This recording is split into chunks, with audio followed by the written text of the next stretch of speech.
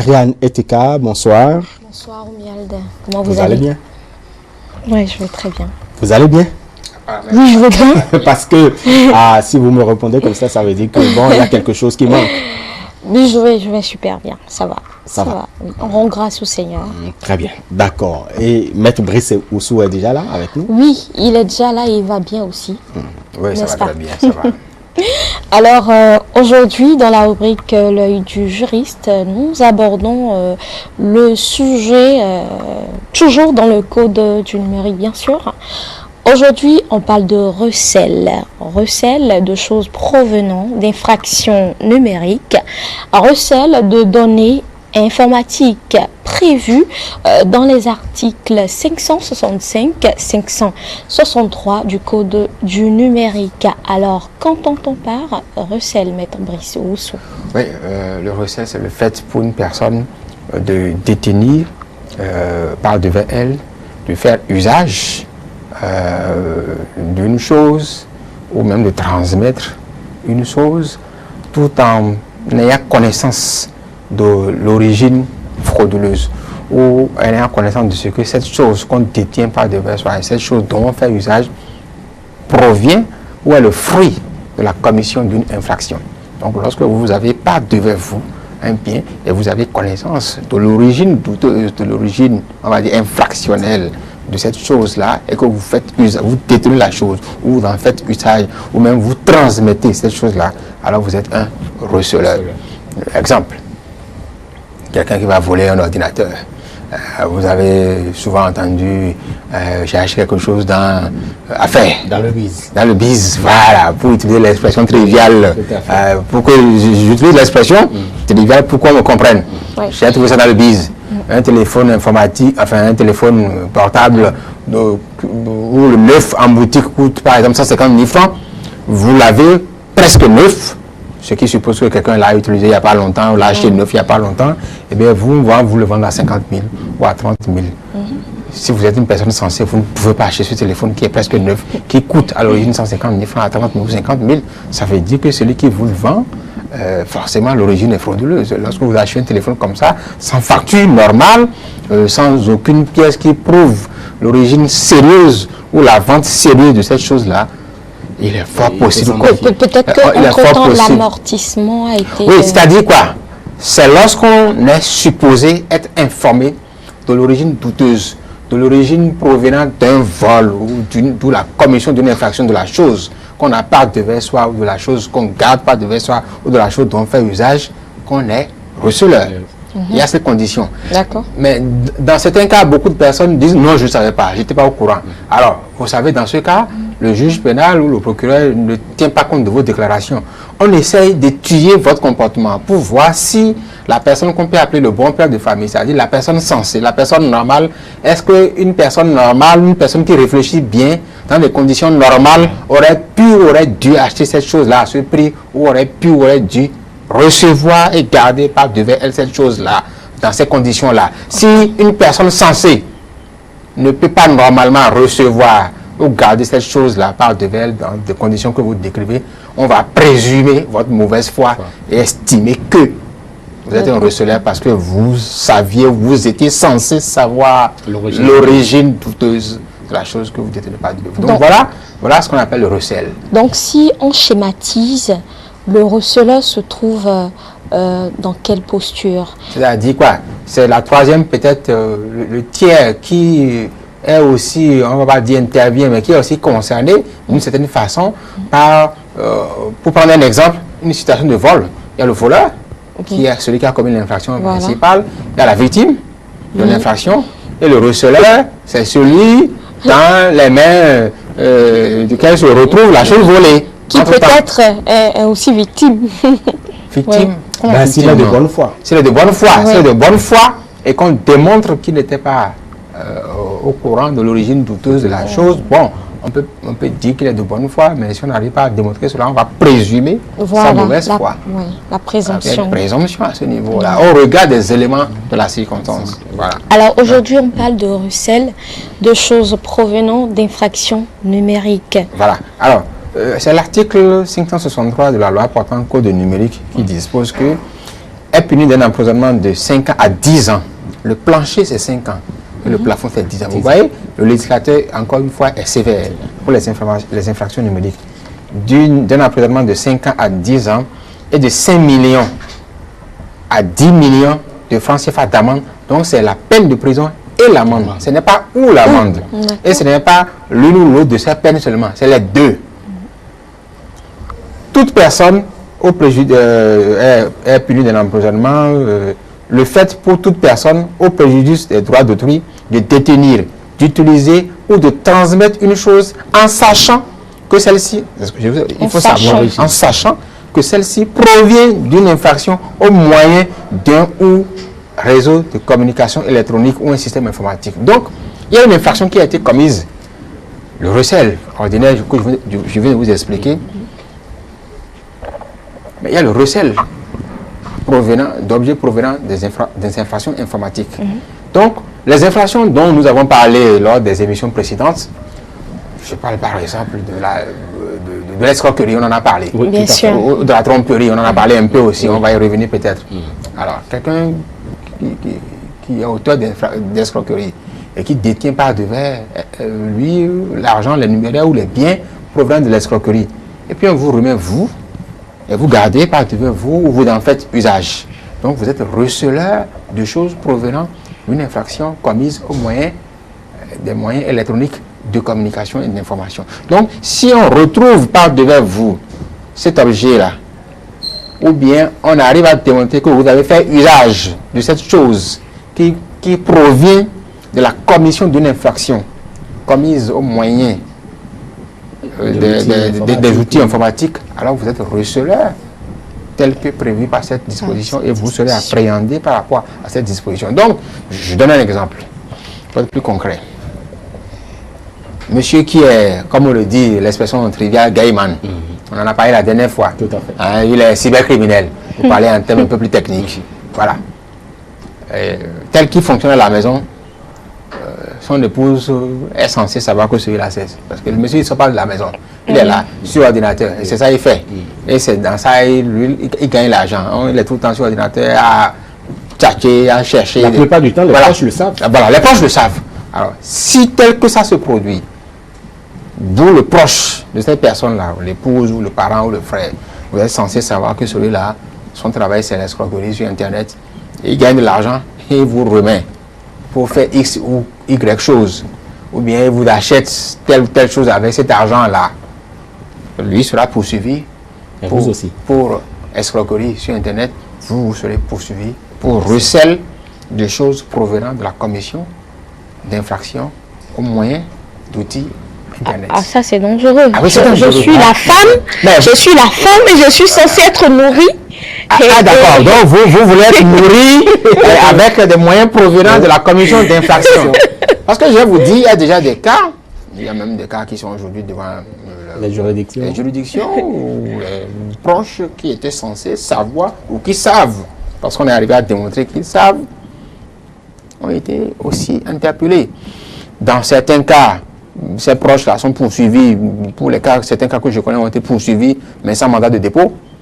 Donc sous convocation, alors que l'auteur de l'infraction dont s'agit, l'infraction commise au moyen de l'outil informatique, a été mis sous mandat de dépôt. Donc, alors, l'intérêt de cette discussion que nous avons par rapport à cette disposition, et pour aller un peu plus loin, quand vous prenez les dispositions de l'article 565, là c'est les données informatiques. Quelqu'un vole les données informatiques et vous met à disposition. Et vous utilisez, c'est-à-dire que vous voulez peut-être entrer dans la base de données de quelqu'un pour aller faire quelque chose, et lui va voler les informations informatiques, il met à votre disposition pour usage. Ça aussi c'est recel, puisque c'est une infraction commise au moyen d'outils informatiques. Donc il faut ajouter cet élément également, c'est pas seulement les choses comme l'argent ou les biens, non. Il y a les données informatiques également qui peuvent être volées, et lorsque vous êtes le destinataire ou l'utilisateur ou celui qui fait usage de cela ou celui qui détient cela, vous pouvez être poursuivi également pour recel. Alors, ce que je voulais dire, c'est que les proches des personnes qui font ce genre de choses Quand vous dites proche, il y a femme, il y a enfant, il y a frère, oui. Ou il y a enfant, oui, oui, voilà. il y a frère. Voilà, donc Je crois que femme là, ça l'intéresse. oui, oui. Peut-être que Ariane a un proche. Je dis peut-être, on ne sait pas. Voilà. On ne sait pas. Bon, voilà, c'est une supposition. Voilà. Donc, si vous avez connaissance de ce que vous avez un proche qui commet ce genre d'infraction et que vous recevez des présents ou des dons de cette personne-là, ou que la personne met des choses à votre disposition et vous en faites usage, sachez que, comme on le dit, si le fil tire l'aiguille, ça va tirer le tissu aussi. Tout à fait. Hein, comme on le dit trivialement en gros. Donc, il faut faire attention.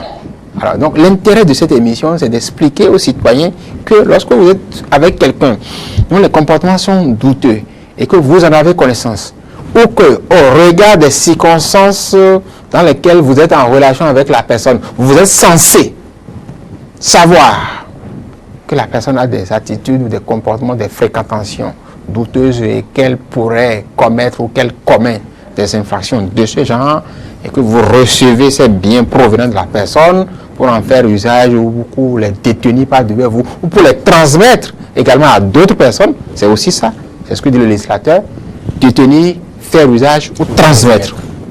Alors, quand vous êtes sous l'un quelconque des coups de ce que prévoit la loi, sachez qu'on pourrait vous attraire également devant la juridiction pénale. C'est important de le savoir. Et il me semble que c'est l'utilité de cette discussion que nous avons relativement à cette disposition des articles 563 et 565 de la loi portant code du numérique. Est-ce que vous encourez les mêmes peines? Oui, généralement c'est la même peine. La même peine. La même peine. Le receleur, 5 ans à 10 ans. oui, 5 à 10 ans, oui, c'est cela. 5 à 10 ans. Vous voyez, quand je vous ai dit la dernière fois, lorsque le législateur libère ainsi la disposition dans le texte de loi, le juge n'a pas le choix. Il n'a pas le choix. C'est pourquoi j'ai dit la dernière fois, il est vrai que quand on prend certaines juridictions, dont la cueillette, pour certaines infractions, 10 ans, 15 ans, c'est trop. C'est quoi cette juridiction? Je crois que j'invite les citoyens à lire les textes de loi. Et certains textes de loi, la cueillette par exemple, qui fait l'application de... Comme je vous ai dit, il y a un autre débat par rapport à l'existence même de cette institution. Et le débat est ouvert. Je n'ai pas ce débat que je fais. Je parle de ce qui est là. Parce que quand ce débat est ouvert, chacun de nous, chacun de nous a des choses à dire. Je ne fais pas ce débat-là. Bien. Mais tenez compte de la réalité, des peines qui sont prononcées par cette juridiction-là. La plupart, c'est des lois.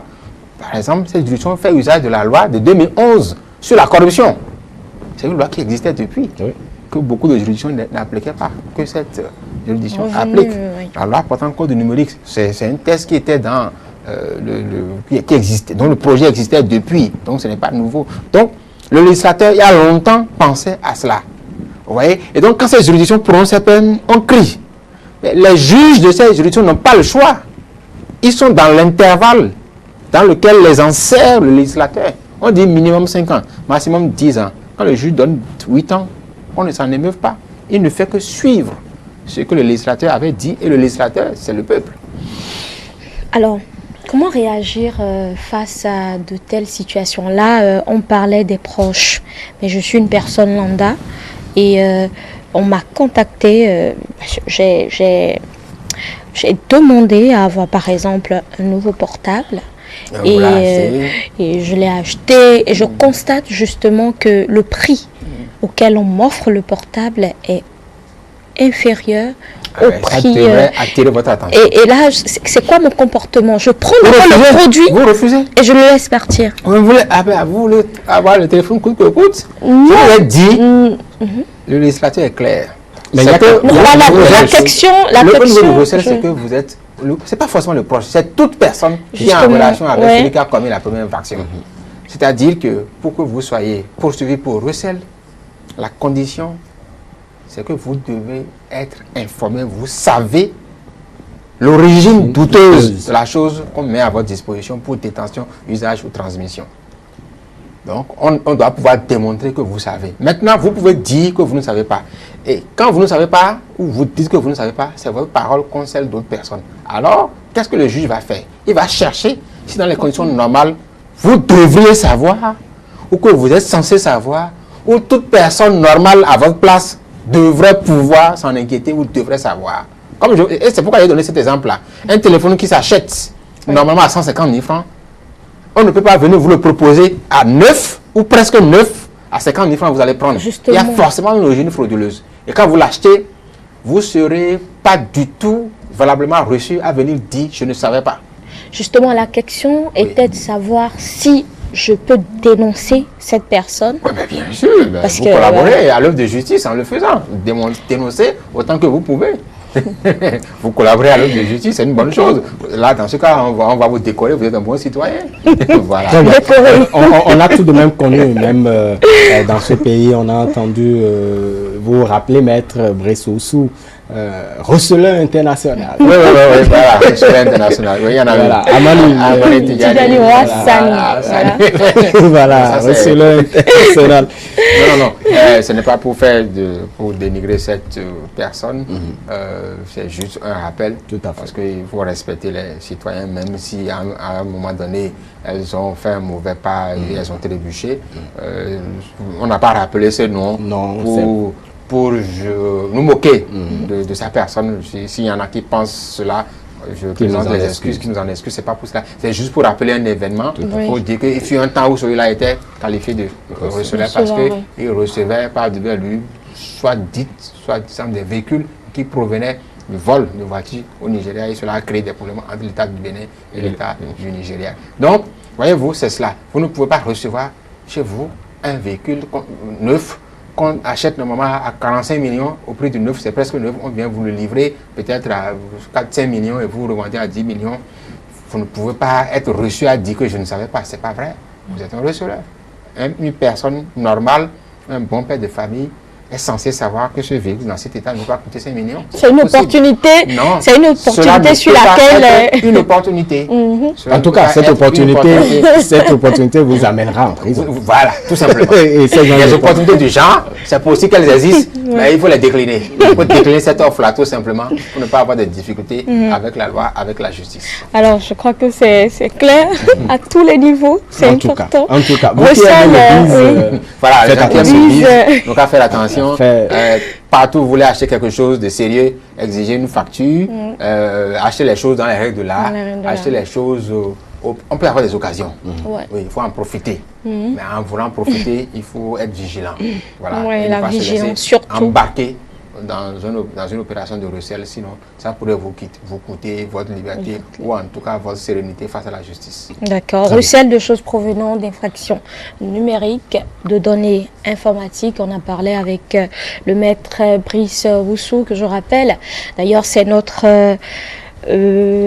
consultant, voilà, juridique sur cette émission et sur cette rubrique L'œil du juriste, également avocat au barreau du Bénin. Bien, merci maître Brice Oussou de toujours d'honorer de votre présence. Alors merci. Romuald, je voudrais vous rappeler ce que disait mon père, parce que très souvent dans les bises, on n'arrive toujours pas à avoir de reçu, de facture, un certain nombre de choses. Mon père me dit, même mon enfant, même si tu veux acheter un petit mouton, demande une facture. Un reçu au baba qui vend le mouton. C'est peut que le mouton soit d'origine douteuse, alors que vous avez déjà fait le méchou, vous avez fini de manger, on vient vous chercher pour recel de mouton. Alors, à défaut d'une facture, est-ce qu'on peut prendre une décharge? Voilà. Alors, une décharge, alors là, le méchoui, on va bien le digérer. Merci beaucoup pour cette discussion, maître Brice Oussou, Ariane et Teka.